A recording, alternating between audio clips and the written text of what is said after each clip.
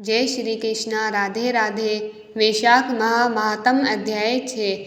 वैशाख महीने में संगम तट या किसी धर्म स्थल पर स्नान, दान और पूजा पाठ से जन्मों के पाप मिट जाते हैं। इस मास में किए गए किसी भी कर्म का फल हमें कई गुना होकर मिलता है। अच्छे कर्म करेंगे तो उसका भी कई गुना होकर मिलेगा और बुरे कर्म करेंगे तो उसका भी कई गुना होके मिलेगा। इसीलिए कुछ भी हो जाए, गलती से भी बुरे कर्म मत करो और ज़्यादा से ज़्यादा अच्छे कर्म करने की कोशिश करो। शास्त्रों में लिखा गया है कि वैशाख के महीने में जो भगवान श्री मधुसूदन का पूजन करता है, उनके द्वारा पूरे 1 वर्ष तक श्री माधव की पूजा हो जाती है। इसीलिए प्रेम, मन और भाव से पूजा करें। अब श्री गणेश जी महाराज और अपने गुरुदेव को याद करते हुए वैशाख मास महात्म का अध्याय 6 सुनते हैं। कल वैशाख माह महात्म के अध्याय 5 में श्री मुनि शर्मा द्वारा वर्णित पाप पशमन स्तोत्र को हमने सुना। वैशाख माह में इस पावन स्तोत्र के सुनने मात्र से मनुष्य के सभी पापों का अंत होता है। अब आज इस अध्याय 6 में वैशाख मास में स्नान, तर्पण और श्री माधव के पूजन की विधि और महिमा को सुनेंगे। शुरू करते हैं। नारद जी से पाप पशमन स्तोत्र सुनकर प्रसन्न होते हुए राजा अम्बरीश ने कहा, हे मुने, आपके श्री मुख से भगवान की पवित्र कथा सुनकर मैं धन्य हुआ। अब कृपया कर मुझे ये बताएं कि वैशाख माह के व्रत का क्या विधान है। इसमें किस तपस्या का अनुष्ठान करना पड़ता है, क्या दान होता है, कैसे स्नान किया जाता है और किस प्रकार भगवान केशव की पूजा की जाती है। हे ब्रह्म ऋषि, आप श्री हरि के प्रिय भक्त तथा सर्वज्ञाता हैं। कृपया करके मुझे ये सब बातें बताइए। नारद जी ने कहा, हे राजन सुनो। वैशाख मास में जब सूर्य मेष राशि पर चले जाएं तो किसी नदी में, नदी रूप तीर्थ में, सरोवर में, झरने में, देवकुंड में, स्वतः प्राप्त हुए किसी भी जलाशय में, बावड़ी में अथवा कुएं आदि पे जाकर नियम पूर्वक भगवान श्री विष्णु का स्मरण करते हुए स्नान करना चाहिए। स्नान से पहले एक श्लोक को बोलना चाहिए। यथा ते माधवो मासो विलभो मधुसूदन, प्रातः स्नानेन में तस्मिन् फलदा पापा भव। इसका अर्थ है, हे भगवान मधुसूदन, माधव मास यानी वैशाख माह आपको विशेष प्रिय है। इसीलिए इसमें प्रातः स्नान करने से आप शास्त्रोक्त फल देते हो। कृपया मेरे सभी पापों का नाश कर दे। इस प्रकार कहकर मौन भाव से उस तीर्थ के किनारे अपने दोनों पैर धो लें। फिर भगवान नारायण का स्मरण करते हुए विधि पूर्वक स्नान करें। स्नान की विधि इस प्रकार है।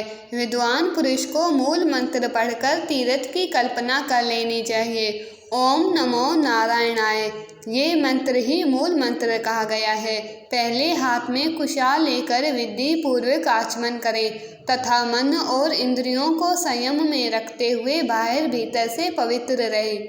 फिर 4 हाथ का चकोर मंडल बनाकर उसमें भगवती श्री गंगा जी का आह्वान करें और प्रार्थना करते हुए कहें, हे माँ गंगे, तुम भगवान श्री विष्णु के चरणों से प्रकट हुई हो। भगवान श्री विष्णु ही तुम्हारे देवता हैं, इसीलिए तुम्हें वैष्णवी कहते हैं। देवी, तुम जन्म से लेकर मृत्यु तक समस्त पापों से मेरी रक्षा करो। स्वर्ग, पृथ्वी और अंतरिक्ष में कुल 3.5 करोड़ तीर्थ हैं, ऐसा वायु देवता का कथन है। माता जानवी, वह सभी तीर्थ तुम्हारे अंदर मौजूद है। देवलोक में तुम्हारा नाम नंदिनी और नलिनी है।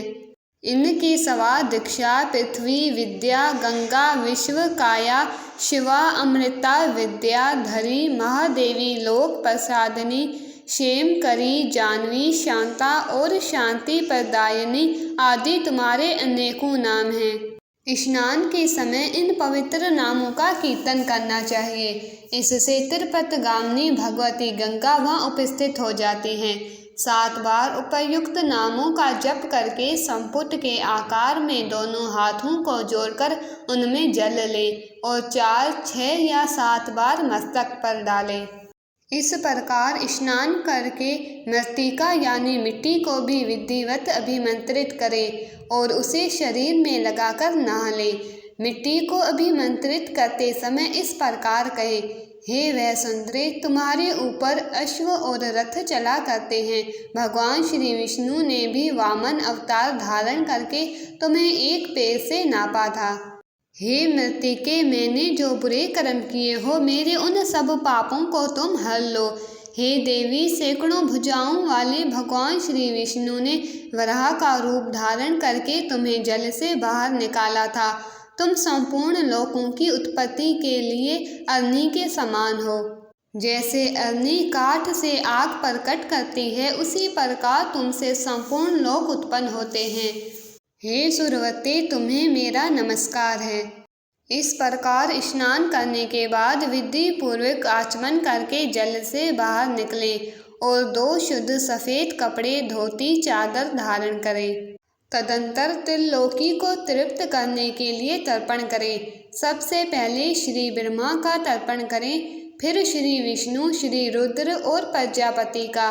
उसके बाद देवता, यक्ष, नाग, गंधर्व, अप्सरा, असुरगण, क्रूर सर्प, गरुड़, वृक्ष, जीव जंतु, पक्षी, विद्याधर, मेघ, आकाशचारी जीव, निराधर जीव, पापी जीव तथा धर्मपरायण जीवों को तृप्त करने के लिए मैंने जल अर्पण करता हूँ।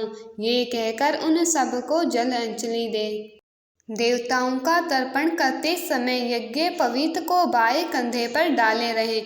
तत्पश्चात उसे गले में माला की तरह कर लें और दिव्य मनुष्यों, ऋषि पुत्रों तथा ऋषियों का भक्ति पूर्वक तर्पण करें।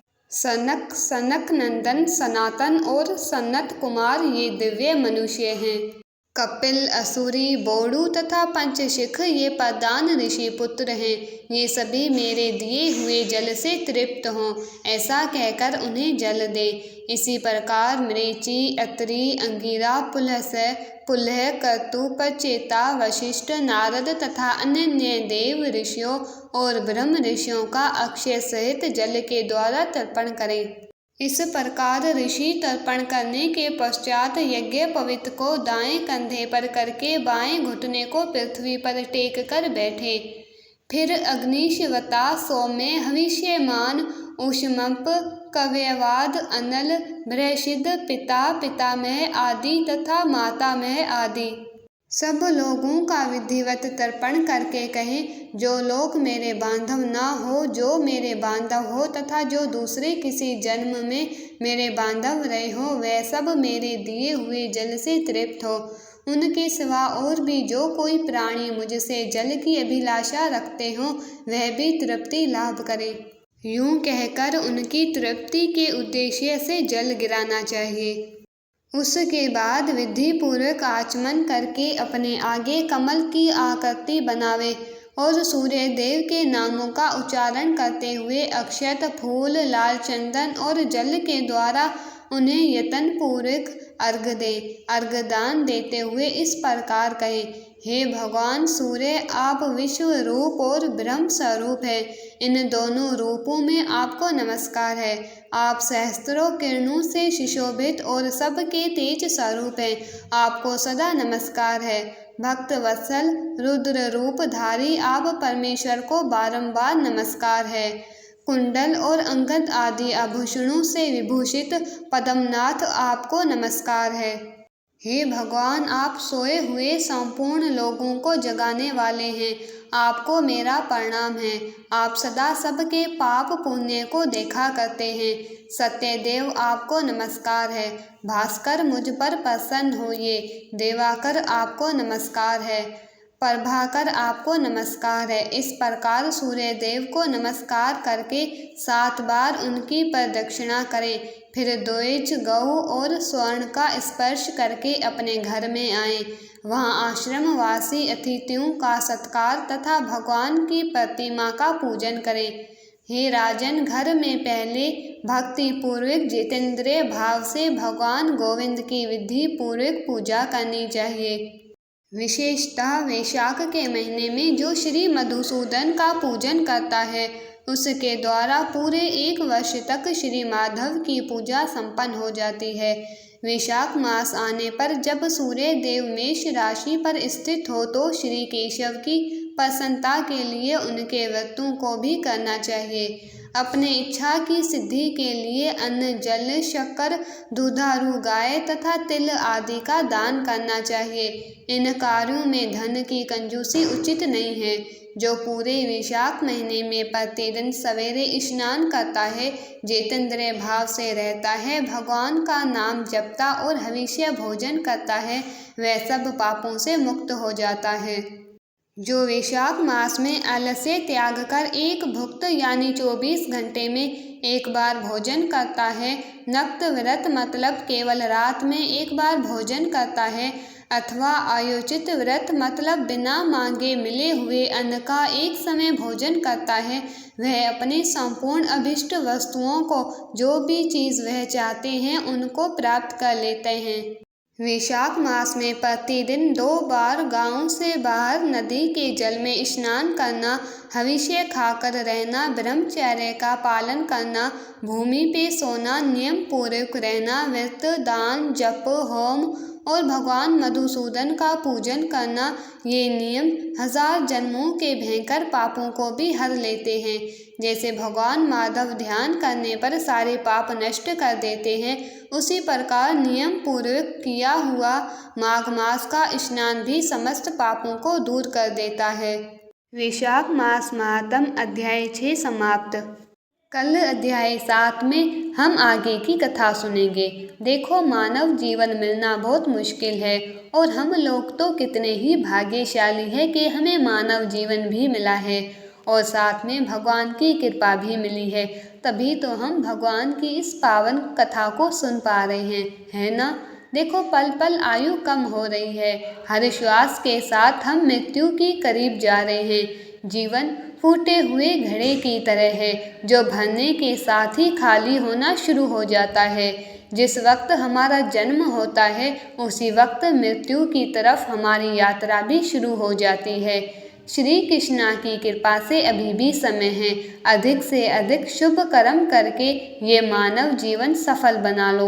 याद रखो, मन में बसा लो, जीवन का कोई भरोसा नहीं है, इसीलिए अभी भी समय है। ज़्यादा से ज़्यादा नाम जाप करके जन्म मृत्यु के चक्कर से मुक्ति पालो। कलयुग केवल नाम आधार है। सिर्फ नाम जाप करके ही भक्ति, मुक्ति, शक्ति, प्रेम सब पाया जा सकता है। अपनी हर सांस के साथ प्रेम से, मन से, भाव से जाप करते रहो। हरे कृष्णा कृष्णा कृष्णा हरे हरे, हरे राम राम राम हरे हरे। अंत में कहूँगी, प्लीज़ इन वीडियोस को अधिक से अधिक शेयर करके वैशाख मास के प्रभाव को सबको बताओ। अपने शास्त्रों का ज़्यादा से ज़्यादा प्रचार करो, ये भी एक सेवा है। Please like, share and subscribe. Radhe Radhe, धन्यवाद।